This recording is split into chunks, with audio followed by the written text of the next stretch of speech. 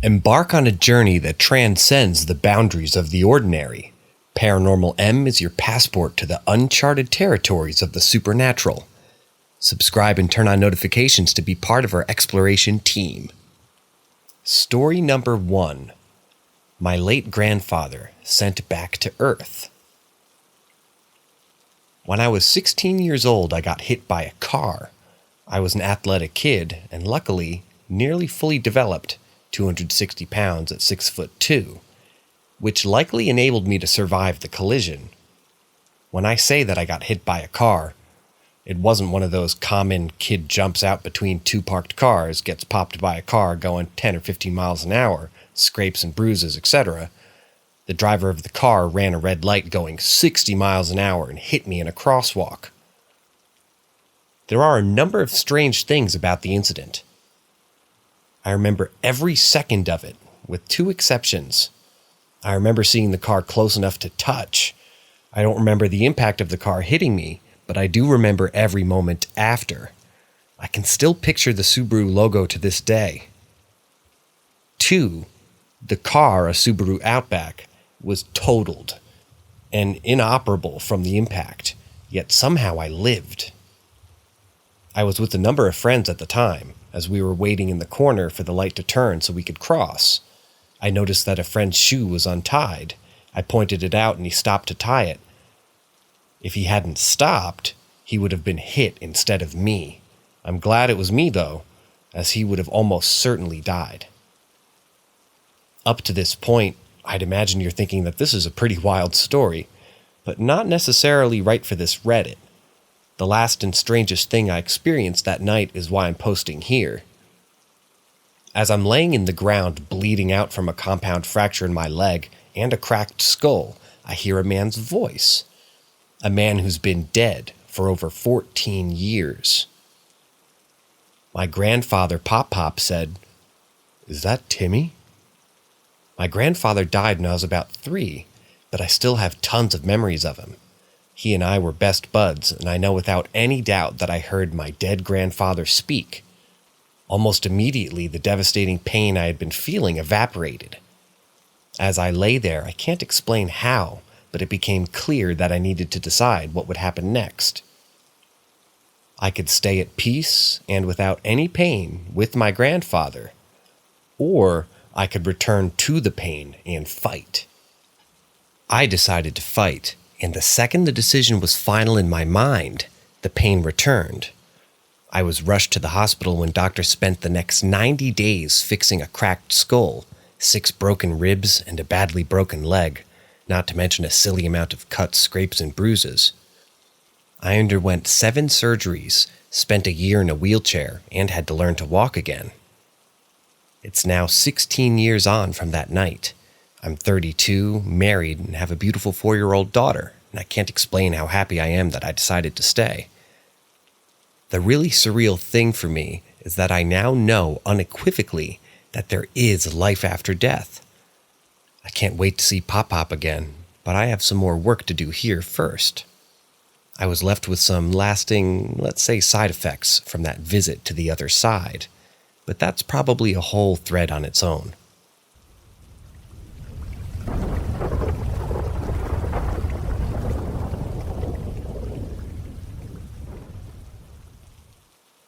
Story number 2. The Sound. I live in a small apartment with my 2 older siblings and my mom. We have 2 cats and a dog. Recently we had to move, leaving behind a memory of our old apartment that I doubt I'll ever forget. I don't quite remember what day it had been, but around 3 or 4 in the morning I headed downstairs to watch a short horror series, ironic I know, with my siblings. Specifically, one of the Alien episodes. I had excused myself to go get a snack from our kitchen just to the side of the living room, which had a TV up against the wall and our big black couch facing it. This unfortunately meant that each time I sat down, my back was to the staircase, and its inky black darkness never failed to unnerve me. As I sat back down, my siblings started up the episode, and I relaxed into the comfortable cushions awaiting for the fun night of laughter.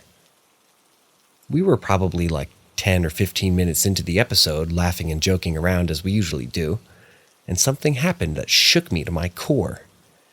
The only way I can describe the noise I heard is as if someone was trying to choke a canine of some sort, and its final sound was a gurgling growl of anger. It was the most guttural, animalistic snarl I'd ever heard. I have a fear of dogs due to the past and my experiences, and I've heard my fair share of dogs' growls. This was nowhere near similar. My head had been leaned against the top cushion when it happened, and it sounded like it was directly behind me. It almost seemed to echo around me, causing me to freeze up in complete confusion and fear. I remember my shoulders tensing as I ever so slowly turned to my sibling, a look of shock on both of our faces. I swiveled around to look over at the couch, shouting, "What the fuck was that?" My brother had been in the kitchen at the time, rummaging through the fridge. He hadn't heard it. My sibling had. But when we both described the event, they described the noise as if it were quieter. Which makes me feel like it really might have been directly behind me. My brother poked his head in from the kitchen after hearing us freak out, asking what was wrong. We explained, and I remember him staring at us in disbelief and confusion. "It was probably just Scully," he said. Scully is our dog, and the idea that it might have been her wasn't exactly reassuring, but enough to calm me a little, since she isn't paranormal. I felt my shoulders untense momentarily, and a breath of relief escaped my lips.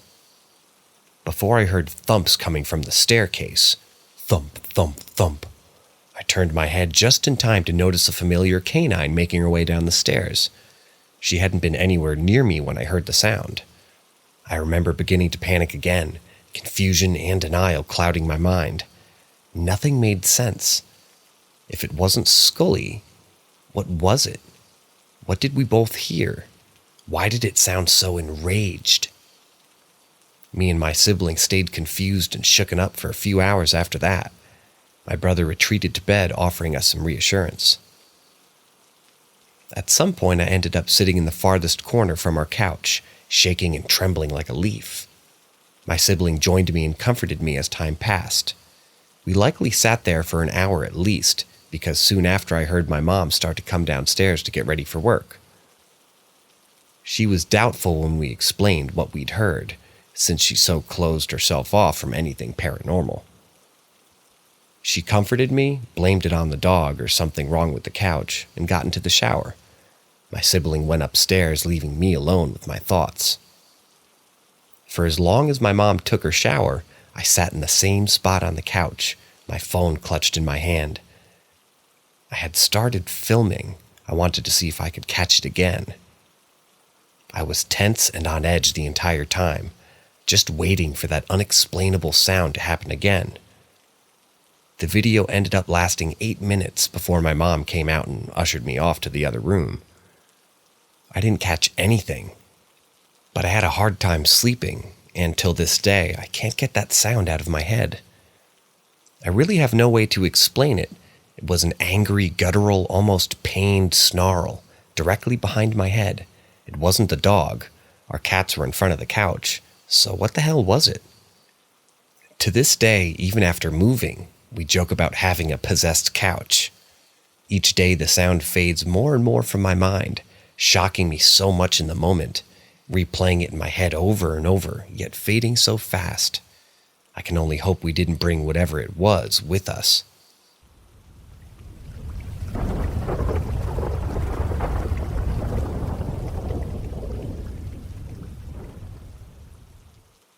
Story number 3. Me and my wife shared an experience, and now I'm really intrigued. I've dealt with sleep paralysis and EHS since I was a little kid.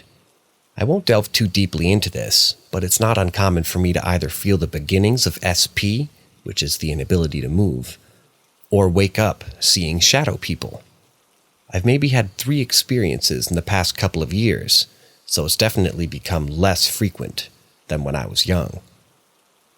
Honestly, it scared the shit out of me as a kid, and it still does sometimes.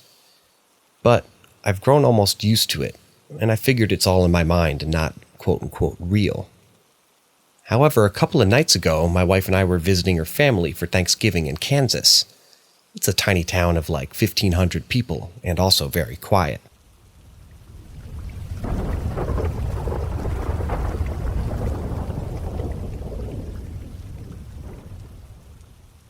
We were staying in the basement of an extended family member I hadn't met before, so I was already on edge being in a new place.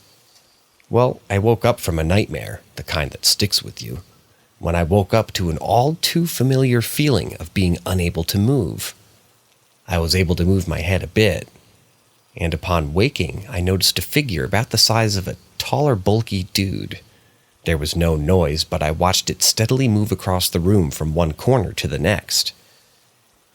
We were sharing the room with my sister-in-law and her boyfriend, so I just figured it was her leaving. They had to head out around 5 a.m., so I thought nothing of it. What did strike me after a minute after seeing this was that I hadn't heard them leave. The house is a pre-manufactured one from the 70s. The basement ceiling is exposed, and it's 100% impossible for anybody to walk up the stairs and exit the house without hearing it. So I figured he'd gone to the bathroom, which is in the direction that I saw the figure moving. By this time, I could move my body, and upon positioning myself so I could see the bathroom, it was clear that no one was there. It was creepy, but what really did it for me is that when my wife, whom was laying on her side facing towards the bathroom, we saw the exact same thing. She said it went into the bathroom and never reappeared. So yeah, we're both a little freaked out. I'm naturally a skeptical person, and I've always felt comfort in knowing that my experiences were in my mind, but now I'm starting to wonder if there isn't more to it all.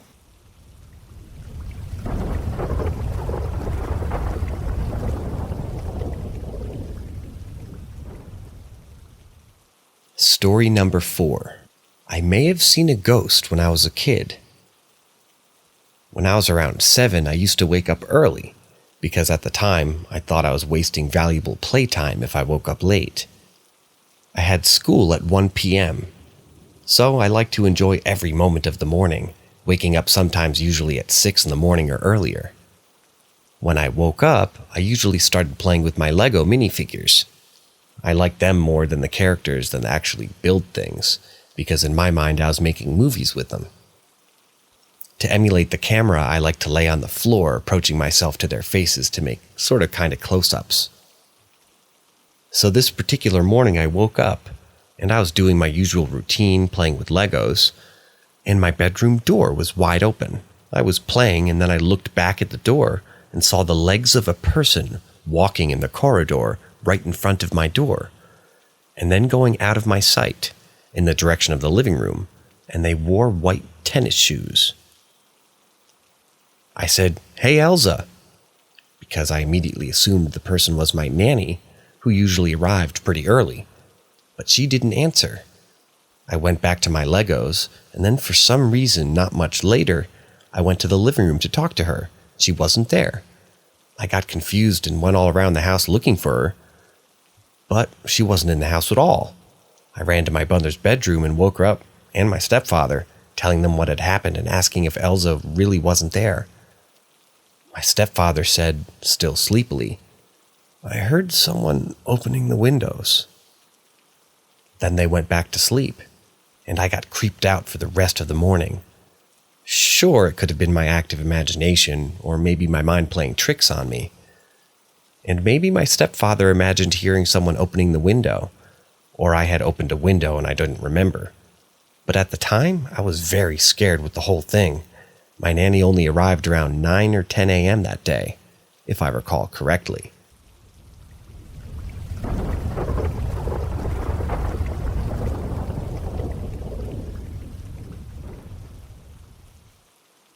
Story number 5. The day I prioritized logic over fear. I was around 19 when this happened. I was all alone in the house. My family went to attend a wedding ceremony. For study purpose, I remained home. Also, I always keep my door locked after 11 p.m., as I quite like the environment to study, and I also have a bad habit of smoking. That day I did the same. I was alone in my room. The main door of the apartment was also locked. I locked my room, turned off the light, and it was pitch black.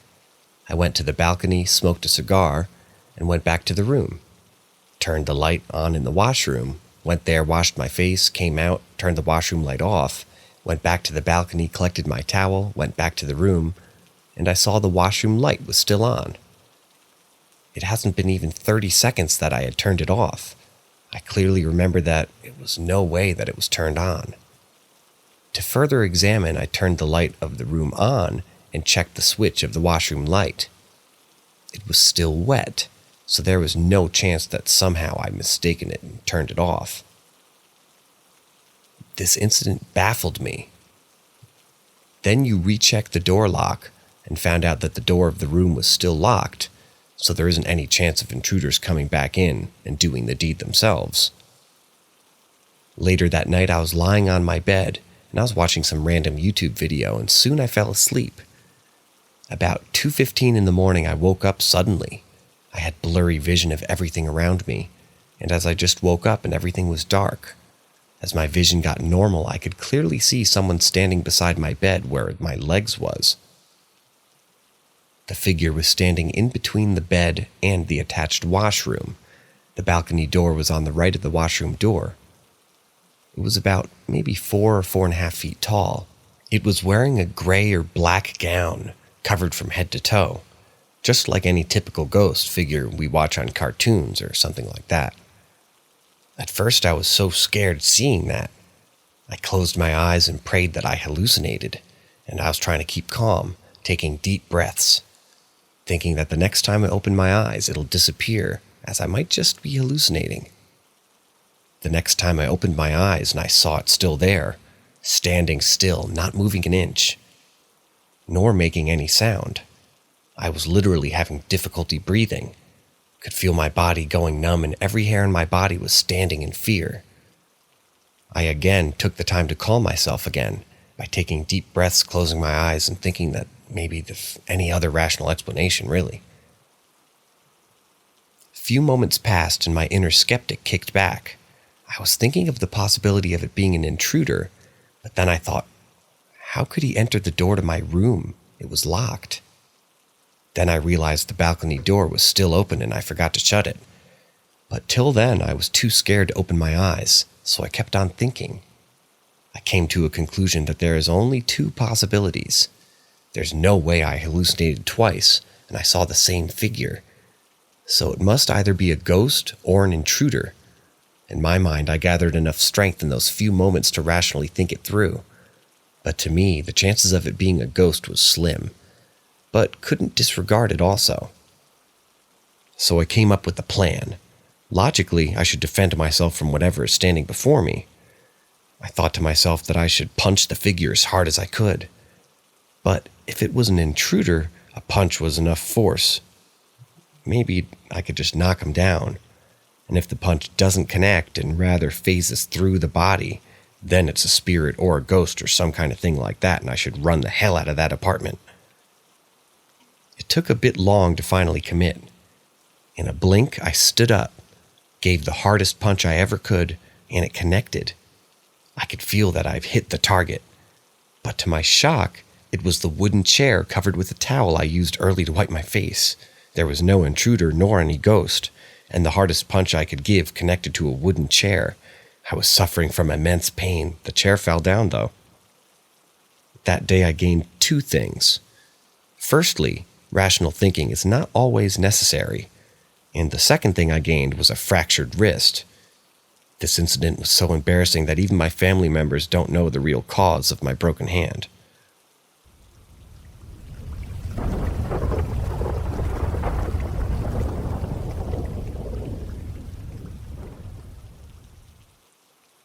Story number 6. Astral traveling with my mom. When I was small, about 4 or 5, I went on a journey with my mom. Right up until 15 years later, I merely thought it was just a lucid dream until my mom and I were talking about different things and she happened to mention the time that she accidentally took me astral traveling with her. It's a family talent that I discovered years later.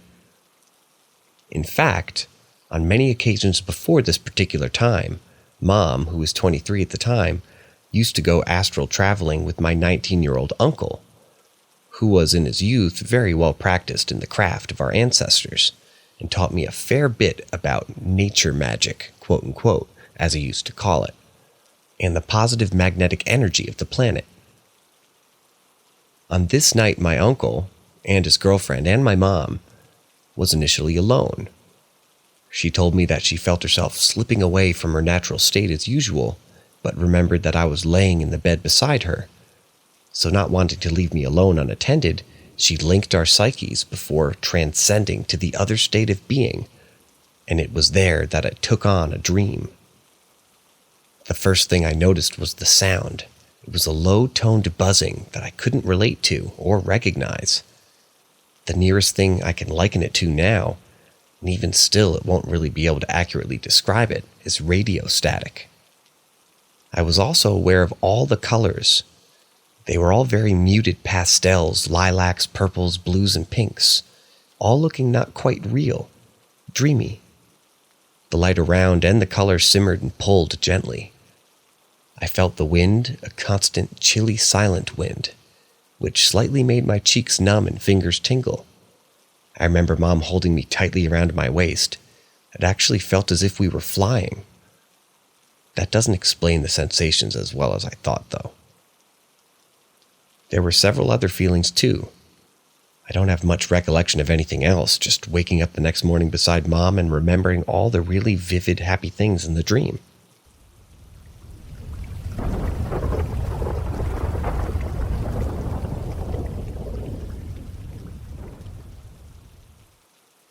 Story number 7. Green Hair. We were about 8 or 9 the day Mom took Elle and I over to Heath. It was hot and bright in the middle of the summer, and we'd been collecting natural materials to make a collage when we got home, and Mom's backpack was full of stray feathers, wild grasses, leaves, and twigs, and we were on our way home when Grandma was making a cheese flan and salad for dinner. As we were all very hot and slightly tired, Mom had decided that we would wade through the river instead of going back over the hills the way that we had come. The thought of pushing my tiny wheelchair through the muddy-bottomed, weed-tangled river never seemed to faze my mom. She was healthy, fit, 26 years old,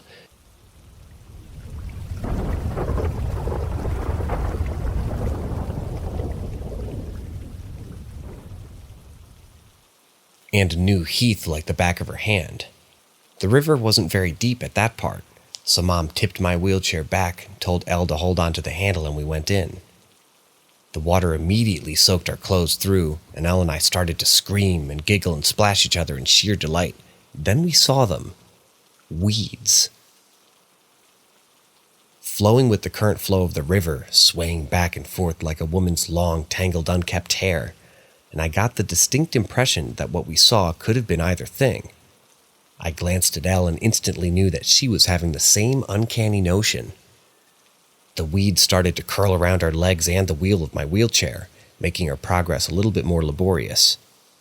And our previous screams of playful fun changed to moans and squeals of unease and disgust as we felt the weeds gently tugging at our legs. At no point did Mom ever look anxious or fazed by this experience. She just kept saying, "It's only water weeds, you two. Come on, don't be silly. You've seen them loads of times."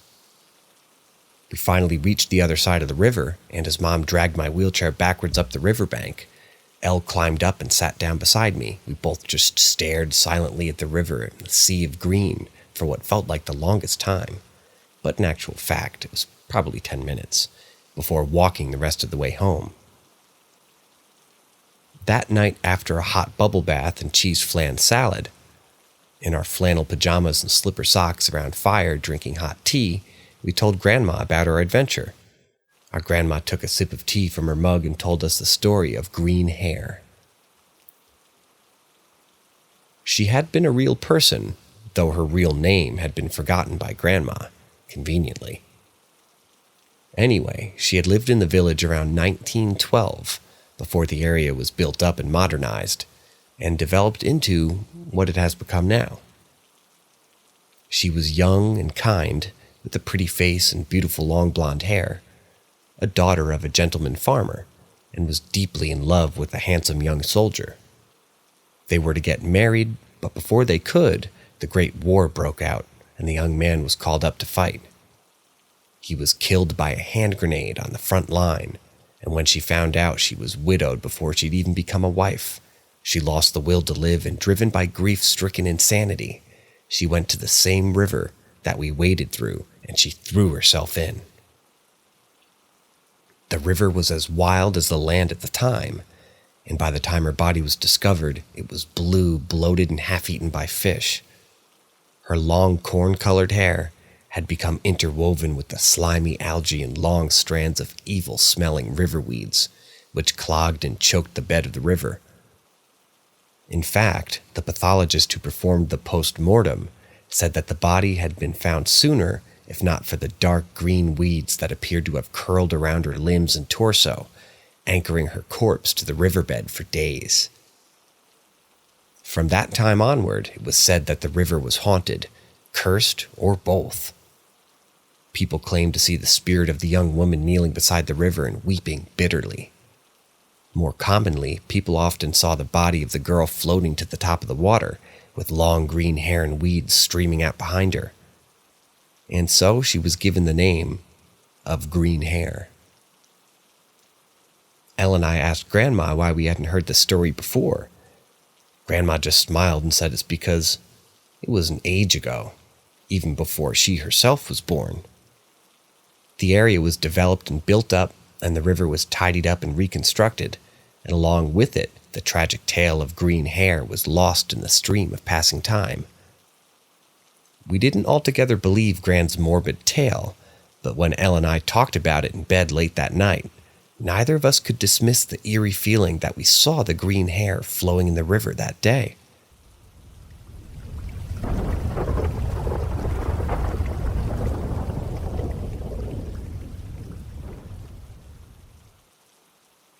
Story number 8, The Clearing. One Saturday when I was around 13, my uncle came round with his girlfriend and 2 younger cousins. Our other 2 cousins were staying at the flat for the weekend, and a further younger female cousin had asked Mom if she could also stay.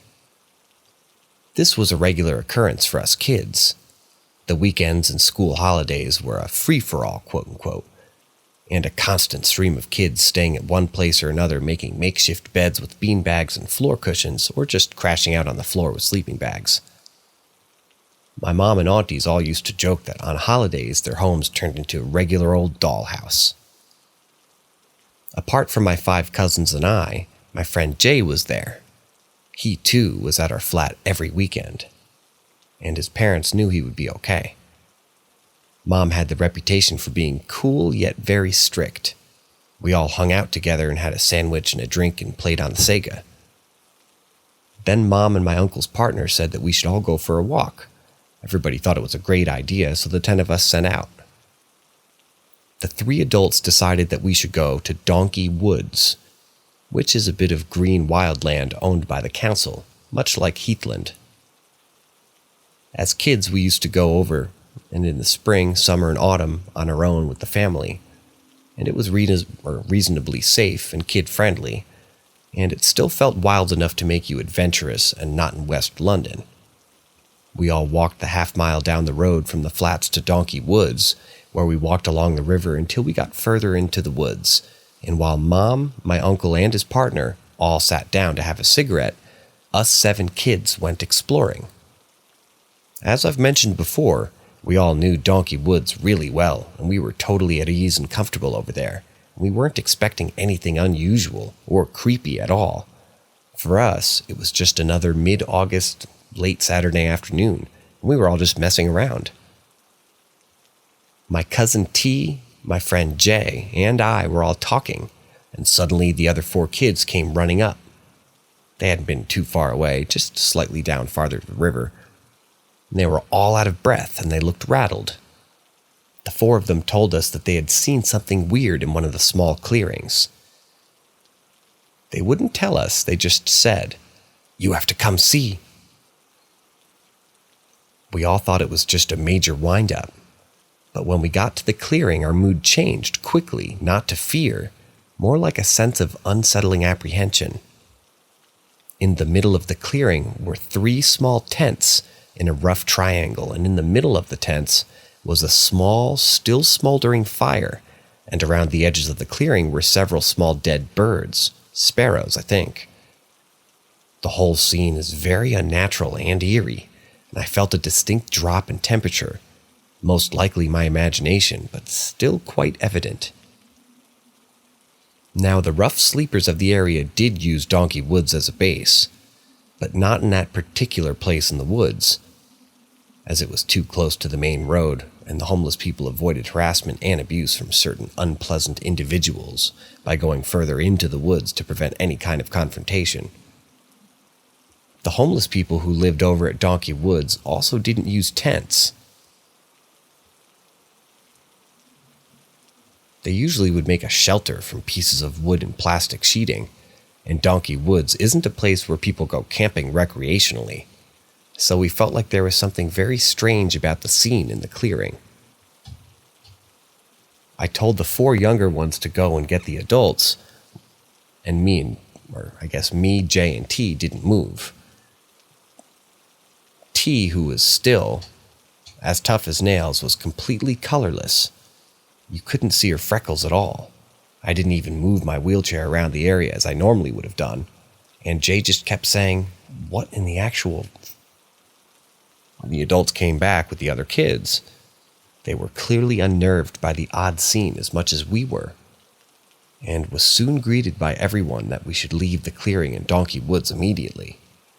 The most creepy part of the incident was the next morning my uncle went to see my other uncle, and together they went over to Donkey Woods to look around more. They went to the clearing, but there was nothing there. Not even marks in the ground from the tent poles, no sign of a fire, and no tiny dead birds.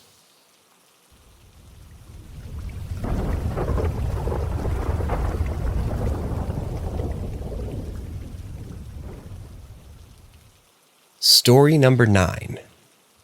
My mom's weird bus stop experience. A few years back, my mom was coming home after spending the afternoon at my auntie's cousins and their kids. When she got home, Mom told my husband and I about the incident she'd experienced waiting for the bus. We come from a family of healers and sensitives, so I've had paranormal and supernatural experiences all my life, as has the rest of my family. My mom, although slightly skeptical and a bit reluctant to embrace the gifts which our ancestors have passed down to us, has had her fair share of unexplained events of her own. She told us that while she was waiting for the bus, suddenly she saw movement from the corner of her eye. Across the road, she saw 3 youths. In usual circumstances, this wouldn't be out of the ordinary at all, as the shops are a regular meeting place for all the local teenagers. However, there was something slightly odd with these young people. Mom said that they were dressed up in the period of the 70s when my mom was a young teenager. People were milling all about around them, very near them, but no one was acknowledging them, their existence totally overlooking their presence, as if they were invisible to the passers-by. Mom was distracted for a brief moment, and when she looked back again where the mysterious youths had been, they were gone. She even watched the only open shop, as she thought they might have gone in. She waited until her bus came, 20 minutes, but they didn't come out. There was nowhere else that they could have gone in the time that my mom wasn't watching them. Mom said the most unsettling thing about it was the normality of the 3 figures and the fact that she was apparently the only one to see that they were even there.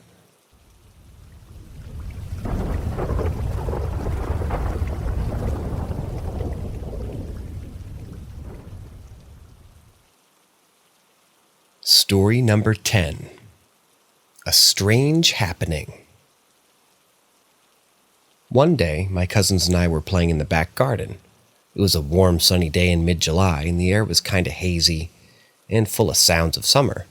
Insects hid in the long grass just outside the boundaries of our safe garden. The garden and heath ran right through without a fence, gate, or any other type of barrier dividing our private back garden to the public, a very busy heath. For example, if you were playing in the back garden and a random person walked past the way to the heath, they were clearly visible from anywhere within the vicinity of the garden, as well as being very audible, even down to the point if the person knew our family, they were able to conduct a simple conversation with whatever kids were playing there. Gran always told us kids that the area directly behind was outside the limit of the garden, was strictly forbidden, and because she knew us three girls better than the back of her hand, this statement came with an extremely stern warning that if this rule wasn't followed, we would all receive smacked bottoms. We all abided even though the three of us had adventurous spirits.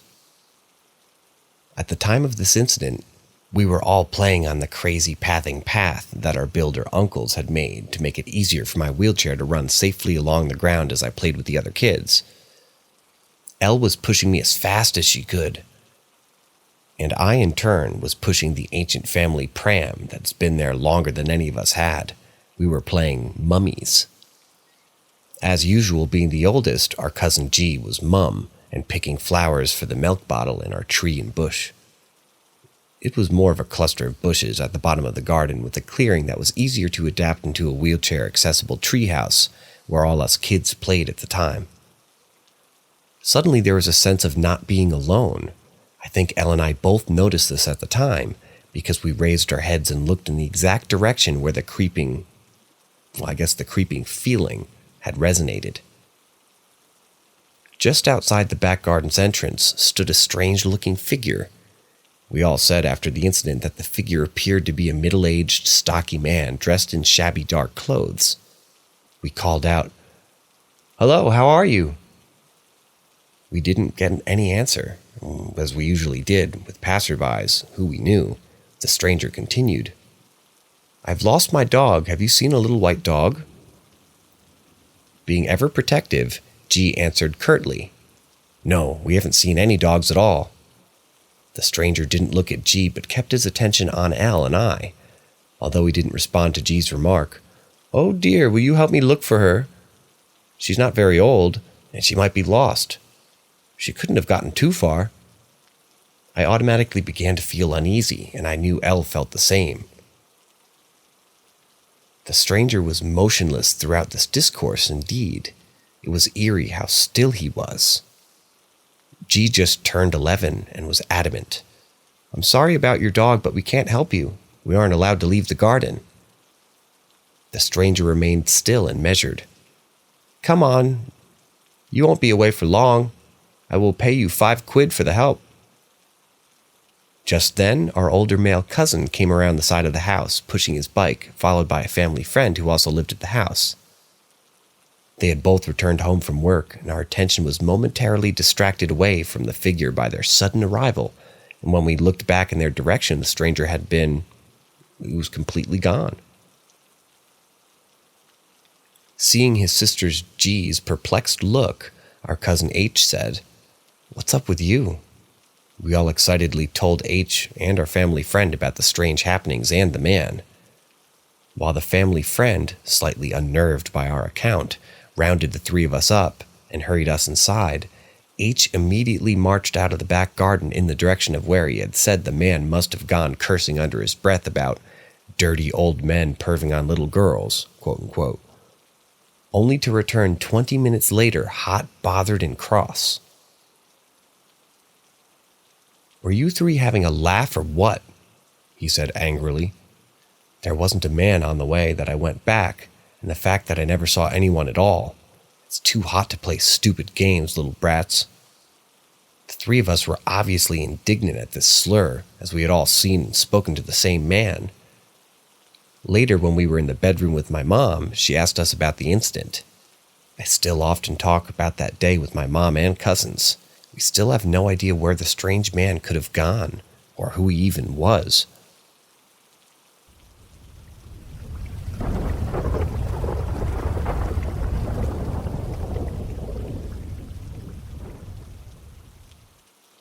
Story number 11. Bat Bear. Bat Bear was my childhood imaginary friend. He was a small bear-type creature the size of a 6-year-old, with long bat ears, dressed in a red jumper and blue dungarees with gold buttons. He was with me from the age of 3 to 9, and he was what my grandma thought to be a puka, pronounced puka. It's spelled P-U-C'-A, however. The puka is a fae, a fairy, and a creature that's a shapeshifter, but it appears as a horse, a goat, or a dog, or a cat, a raven, maybe a rabbit, and most commonly a hare. It was believed that in the rural areas of old Ireland, they could bring ill or good fortune to the farms of hamlets that they haunted. Bat Bear never told me to do bad things, and never did anything creepy or crazy. If anything, he made me want to behave. When I got cross, naughty, or said something, he tried to calm me down and always led me to amend my behavior. Bat Bear wasn't good, nor was he bad, he just existed. He used to curl up at the edge of my bed to sleep, sit beside me on the floor as I played, and sat beside me when I was in my wheelchair and we read together. He was around for 6 years, and then he was gone as suddenly as he arrived. My grandma used to say that pukas were wild and Bat Bear was wild. Looking back at him now, I personally think that he really was a puka, a generous one. And I believe that Gran saw him too. I still like to think that he was there when I needed him.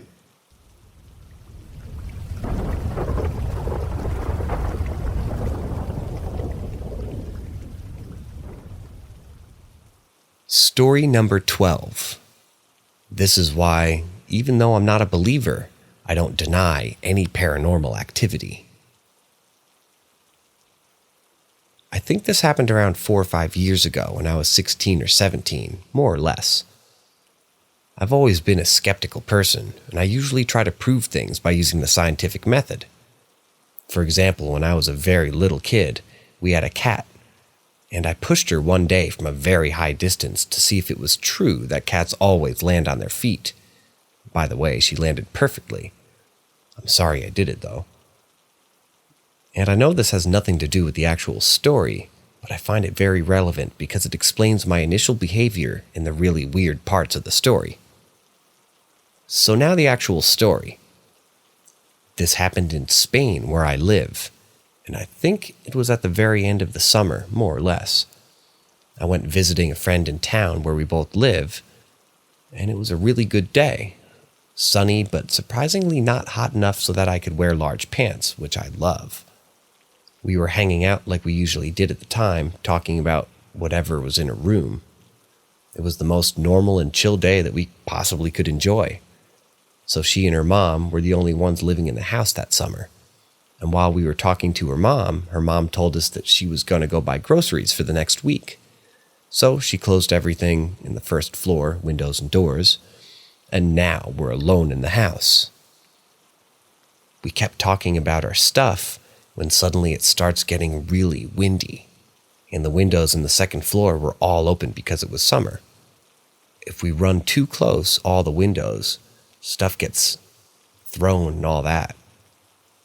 And then just one window is left, and my friends ask me if I can if I can close it for her, because it's in the guest bedroom, and she's afraid to go in there because she believes that it's haunted. So I don't believe in this, as the title says, and we just went inside and closed it without thinking too much. Then we returned to her bedroom. I ask her about why does she think it's haunted, and she begins to tell me that she and her mother sometimes see a shadow that looks similar to a man, completely still, facing towards them between the curtains. She also told me that her mother thought that it had been a ghost because when she sleeps, quote unquote, she wakes up and can't move, and then the shadow man would be in her room looking at her from, I guess from her feet, which nowadays, thinking about it, we probably didn't know at the time that her mother was very likely to have sleep paralysis. After telling me all this, she starts to get nervous and feeling unsafe. So since I just want to hang out with her, I offer myself to get up close and close the door so she feels better. So I close the door, and knowingly I closed it so that I would make sure that it's not going to open unless force is applied. I put some kind of weight on our side of the door on the floor. Then I looked outside through her window, and suddenly there's a fucking storm outside, like in an instant, with bolts and everything. And I get a little worried because that might slow me when I have to walk her home later. My friend, who is also weirded out by the strange change in weather, decides that she wants to keep talking about this ghost in the guest's bedroom. She explains again that what she believes is real, but guesses it's something else and calls it a quote-unquote demon, which is why I use this tag. And right this moment when she uses that word, things start to get serious. Thunders start to sound very loud outside, which alerts us. And out of fucking nowhere, we both feel it at the same time. This chill sat in the back of our necks, and suddenly it gets kind of cool in the bedroom. She suggests that we get under her blankets, which we do. And when we start talking about these really weird changes inside the house, the door that I had previously closed opens. And it was the fucking worst. I didn't open in a normal way. And it couldn't have because of the weight that I'd previously set on the floor. But it was fucking slammed against the wall of the bedroom, and it was very loud. Excuse my expletives, but that's what's written here. At this point, I am shocked beyond belief, and my friend is legit having a panic attack and is crying about how she's way too scared at that moment, and that she just doesn't want to die. I tell her that I'm going to get up and close the door again and also look outside in case her mom got to the house and is pranking us or something like that. She grabs my arm in terror, again saying that she doesn't want to be alone with this demon. And since I'm growing nervous because of the situation and her reactions, after all, we were teenagers back then, I grabbed something big, and it was her bedroom, and had just approached the door with it for protection. I told my friend that if anything was going to catch her or me enter the room, would be before closing the door. I was going to give it hell before I made anything to her. So she let my arm go. I go to the door and proceed to close it, but before doing so, I showed my head outside of it to see what was going on, and although I didn't see a single thing, I felt like I was in danger if I didn't close the door as soon as possible. I finally closed it and went with my friend to hug her, and I reassured her that if anything came in, I was beating the shit out of it.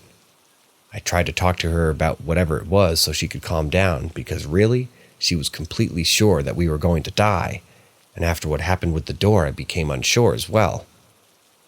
Minutes passed and things got calmer, and we talked normally, but always checking on the door.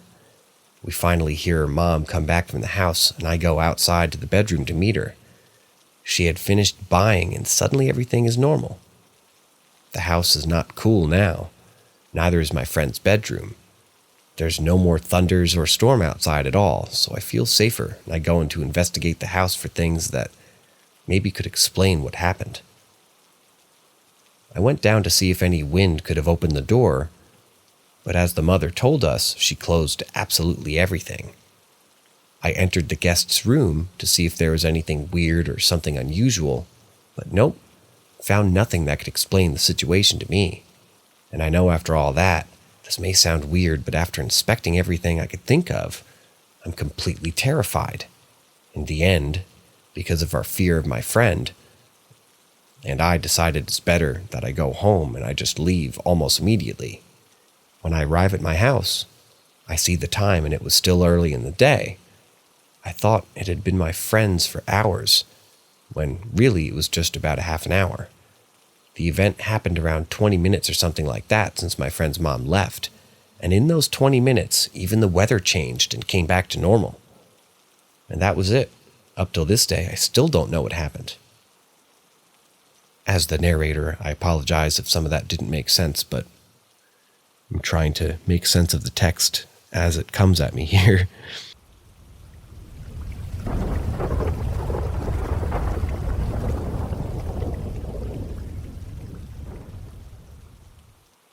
Story number 13. Could eye floaters be the answer to why animals, like cats and dogs, sometimes act as if interacting with something invisible sporadically? FYI, floaters are those things that you can see in your eye, which look like little worms and move along within your eyeball. They're actually tiny particles that are too small to affect the eye and too big to be completely transparent. They stick to the eye's surface and move as we move our eyeballs. They also form as a result of gradual decay of the vitreous humor. Look it up if you're still confused. Edit. So there seems to be confusion in what floaters actually are. From asking my teacher and Googling it, it seems like there's more than one reason for floaters. Microscopic debris, decaying of the vitreous humor, and collagen floating around. In any case, these floaters, rather, move around in your eye and cast a shadow on the retina, which creates a semi-translucent projection where you see it. Anyways, my cat was sitting beside me, and she sort of randomly put her hands in the air, as if reaching out for something. Then she acted like she was trying to chase it, like a bug or something. After some time, she settled down, and quite intrigued, and admittedly a little bit weirded out, because it's midnight and completely silent, I thought about what it could have been, because I'm not really a believer. After a while, it struck me that it could have been a floater. Since animals aren't the smartest, maybe they see floaters floating about and attempt to go after it, thinking that it's a bug or something similar, since they obviously can't understand what it really is. And when it settles down, they return to their normal behavior. Animals have eyes that are obviously larger and more pronounced than humans, so maybe such floaters are more likely to stick to their eyes.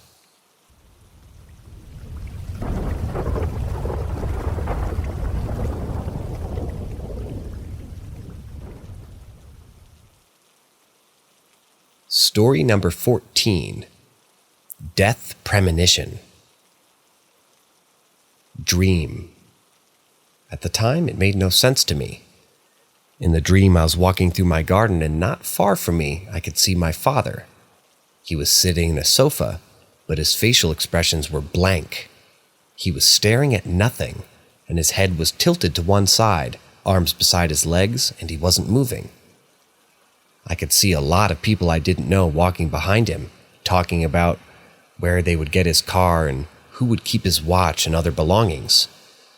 After I heard this conversation, I felt angry and I started to yell that he wasn't dead and to go the hell away for acting like vultures over his possessions. That was the end of the dream. A few days go by and I told my best friend about it. It made no sense to us because our dad was alive at the moment and he was healthy. 3 months forward, I was at another city and received a call from him. My sister and I lived together. But when we reached the cell phone, it was too late. We tried to call him back, but he didn't answer. Later that day, our mom called us to let us know that my dad was ill, and a car would be picking us up to come home. We arrived home early to learn that my father passed away that very day. A few years before, there was one day I couldn't find him. My parents were divorced, and I was living with my mom. I went to his house, and the TV and the lights were on. But he didn't open the door, so I came back crying, thinking the worst. Somehow he knew I was looking for him and arrived at my mom's house like 20 minutes later. He asked why I was crying, and I told him that I thought something had happened to him. He just hugged me and laughed, but he made a promise. He said, "When I leave, I promise I'll call you to let you know." And he kept his promise. Only after the funeral I noticed I dreamt of his death. My mom was the one who found him. And when I told her my dream and how I saw him, she looked at me scared. The position and the place were the same. After losing my father, I developed a strange ability. I can now tell if someone has a long time to live or if their time is almost up.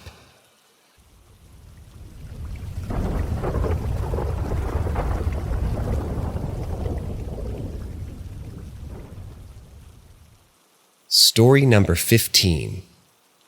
Tapping 3 times. Me and my partner have been experiencing some paranormal activity over the 3 years that we've been together.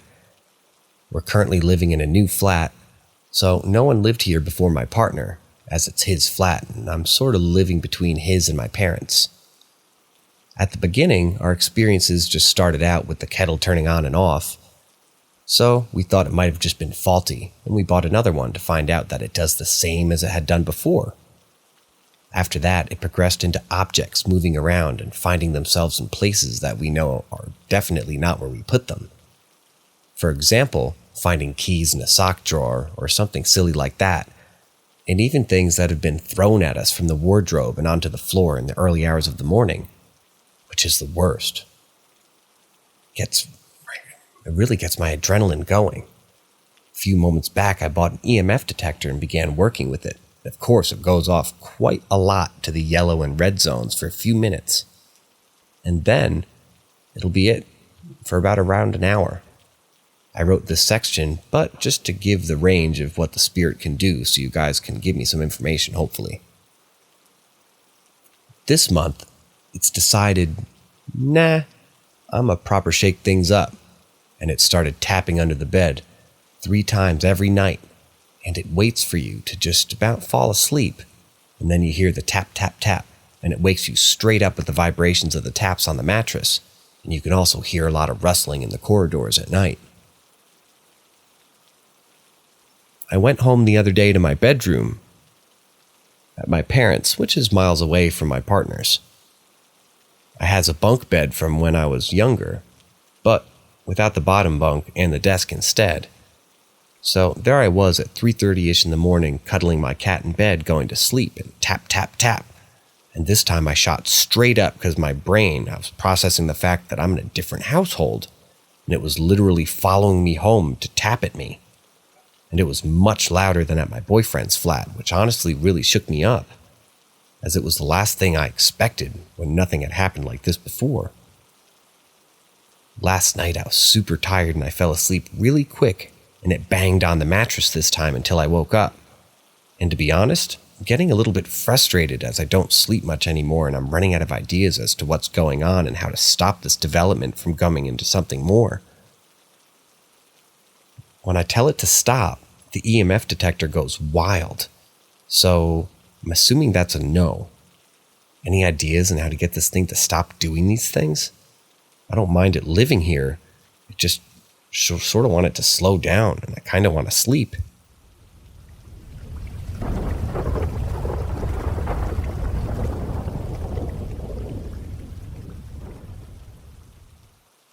Story number 16.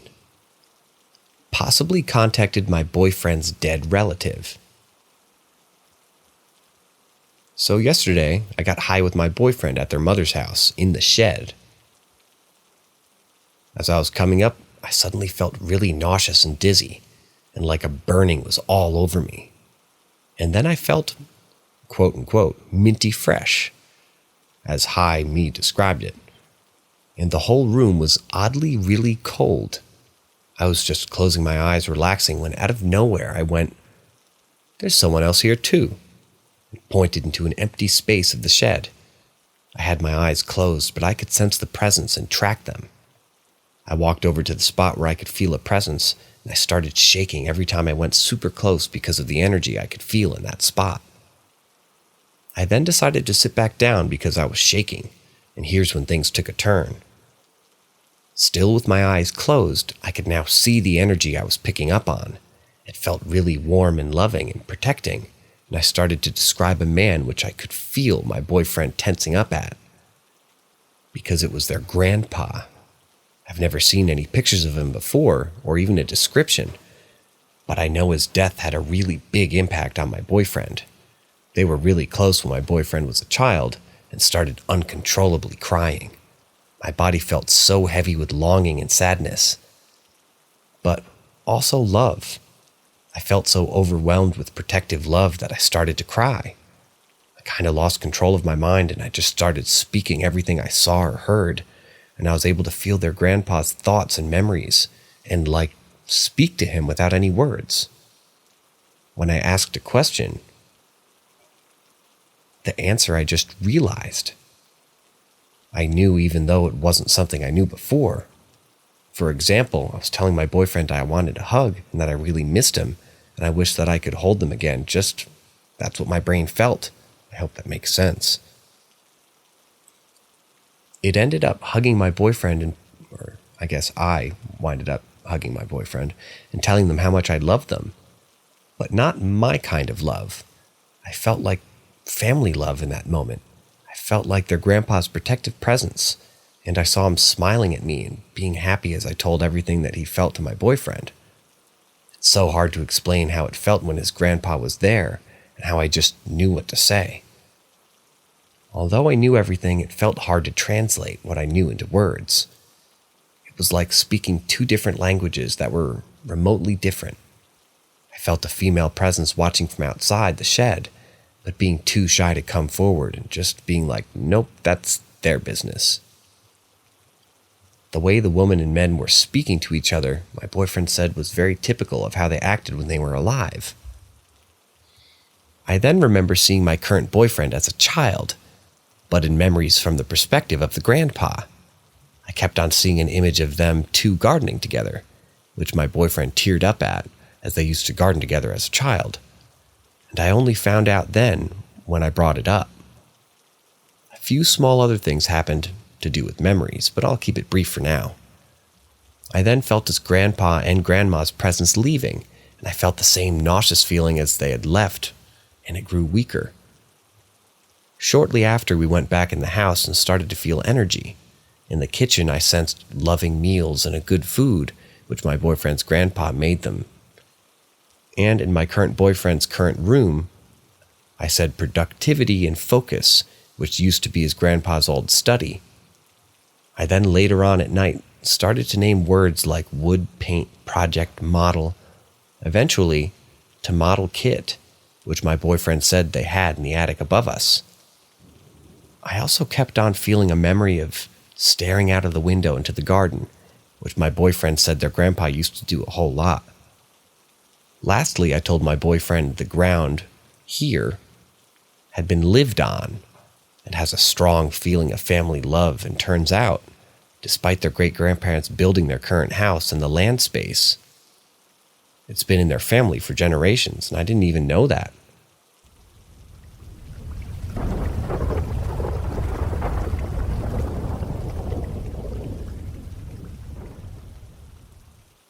Story number 17. Scary experience the other day. My friends and I were hanging out at a little park in our hometown, which is right behind a Taco Bell. We were just chatting and having a good time, and then one of my friends decided to go to the Taco Bell to use the bathroom. We live in a small town in Northern California where no crime really happens, so we let her go on her own. It was around dusk at this point, and the park was bordered by a creek and undeveloped land. While my friend was gone, we heard her voice yell my name, and she sounded incredibly scared. She had a slight accent which makes her voice hard to imitate, and I have my own very unique name that's difficult to pronounce, so there's no way someone else was just playing a joke on us to scare us. I obviously got scared that she was being kidnapped or something, so I jumped up and headed over while calling her name. I was with two other people sitting at the table, my other best friend and her boyfriend. They're both skeptics and don't really believe in paranormal things, especially the boyfriend. But when they heard the voice screaming my name, they both recognized it as hers and jumped up alongside her. I started screaming her name, trying to figure out where she was and how we could go help. And then we saw her coming from the complete opposite side of the park, where the Taco Bell was. There was no other way that it could have made it all the way to the back of the green space and back in the amount of time that she had been gone for. She also hadn't heard the voice calling her name, even though she should have, as the Taco Bell was maybe 150 feet from where the three of us were sitting. She's 1/4 Native American, and although none of the rest of us are, we were speculating on what it could have been, and we were thinking that it might have been a skinwalker or something related to that, as our experiences seem to line up with stories that we've heard about skinwalkers. Our entire town was built on Native American burial sites. It's awful, I know. So there's definitely activity related to that happening. I've had weird experiences in my own house, and both of my best friends have witnessed them as well. Do you think our experience might have been skinwalker related? If not, what are the other possibilities? I'm a very anxious person, and I'm a little bit on edge about this whole experience, so any insight that you could offer would be very much appreciated.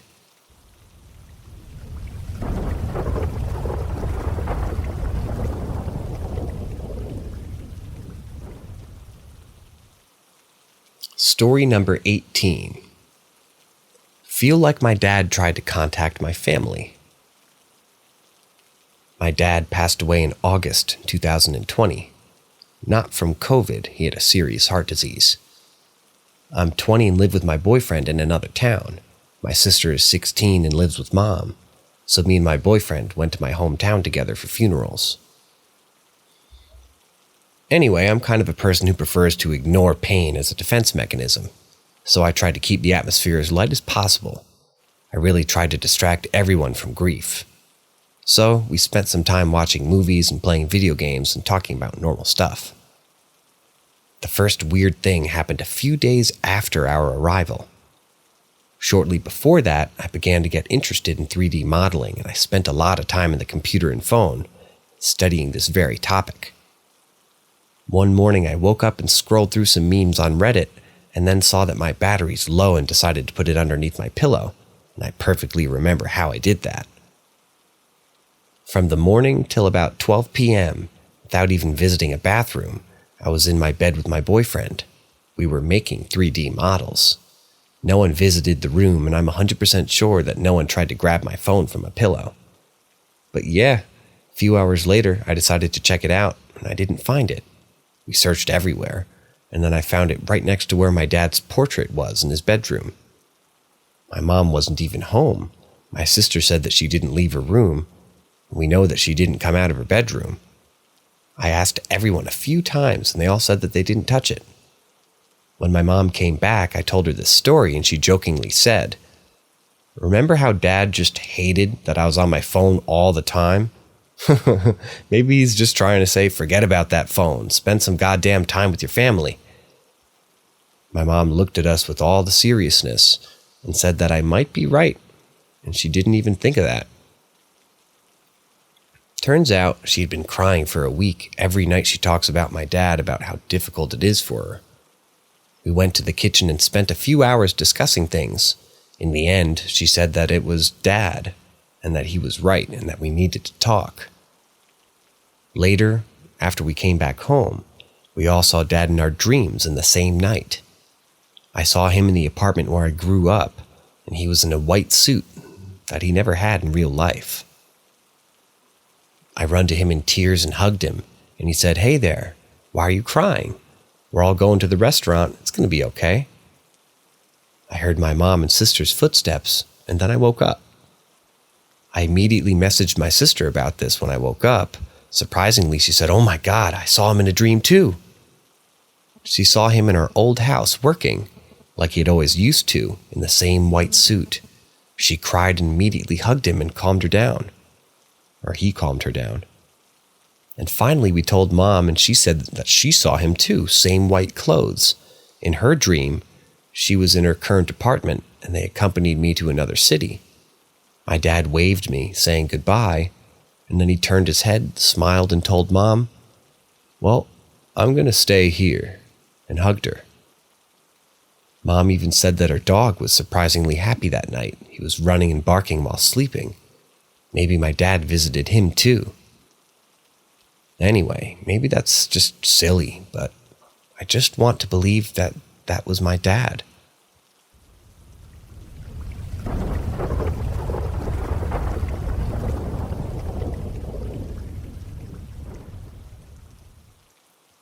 Story number 19. Something was watching me sleep through my window. Last week, I was at home watching a movie. I was reclined in my chair, which faces a window that faces another building with a small amount of grass in between. I live in a basement apartment, so the windows are at ground level, and they're about 2 feet tall and 3 feet wide. I dozed off and fell into a deep sleep. My dog is sleeping on my lap. I'll mention that my dog barks at any animal or wild rustling leaves outside my window, No people ever walk by it given its location, but occasionally a bird will come by. I wake up abruptly from my sleep with intense alertness. My eyes open wide quickly like an instinctual response. I remember immediately feeling like I was being watched. Simultaneously, I look straight at the window. I'm staring right at this face. Our eyes are locked on each other. I remember feeling nothing but extreme alertness and fear, but also very calm. I had this absolute knowing that it had been watching me sleep for a while. It felt more curious than threatening. It was bizarre, and I felt like I couldn't move, like I was hypnotized. Anyways, we stare at each other for a solid 20 or so seconds. I'm just lying there still, unblinking. My mind was shifting through possibilities to rationalize logically what it could be. I wanted so badly to believe that it was an animal, but its face was bare of fur with human-colored skin. It was very small. No way that it could have been human. It maybe had to be the size of a 1-year-old child, if that by the size of its face. I couldn't see its body because it was dark outside, but my apartment was lit by Christmas lights. It looked like it was leaned on its arms with its face as close to the window as possible. It was strange to me that my dog wasn't barking. He lied there still with me. And this is when I didn't feel like it. It felt more like a trance state. I felt connected to it somehow. I get the nerve to remember my thought process being in slow motion and clear. So I looked up and I mumble, "What the fuck?" Then it backs away. I tell myself to listen closely to see if I can hear 4 legs or 2. It gets up and runs away, and this is when my dog starts barking. That's when I know for sure I'm not imagining it. I hear it run, distinctly on 2 feet. It sounded so small, and I could tell by the sound that its gait was very small. I sit there confused. My dog just goes crazy. I check the time, and it's 4:47 a.m. Guys, I have no idea what to think. It does not correlate with anything, except for one thing. In late August, I started building a shrine and temple type thing out in the woods at a large nature park. It was my favorite spot to go to meditate or practice my harmonica, or write. I became an encompassing spiritual ritual to go out there. The whole thing was a meditation type practice, and it's basically a big teepee made of a dead tree, trunks and branches, with stacked circles of sticks inside. I had worked tirelessly out there, being in a kind of union with nature in my mind as I built it. I meditated and carried out the meditation, and I guess that meditation was through action of building this thing here. I remember one night at 1 a.m., a friend and I were sitting out there, and we were in the middle of a conversation when my friend's face turned into panic and worry. I stopped talking and I can hear footsteps coming toward us. It was already loud and distinct as if it was closing in on us. But we sat and listened for a long time as it kept walking closer, but it never got to us. We decided to leave, and she doesn't like talking about it because of the feeling of the energy in the air as we acknowledged it. Anyways, someone totally destroyed my shrine in October, and I left it as it is. It crushed me, and I would often visit the ruins heartbroken. To wrap this tangent up, the day this happened, the creature watching me sleep, was the same day I went out there and suddenly felt a strong urge to rebuild it. I cleared everything and started again. After a few hours, I came home and fell asleep, and then this happened.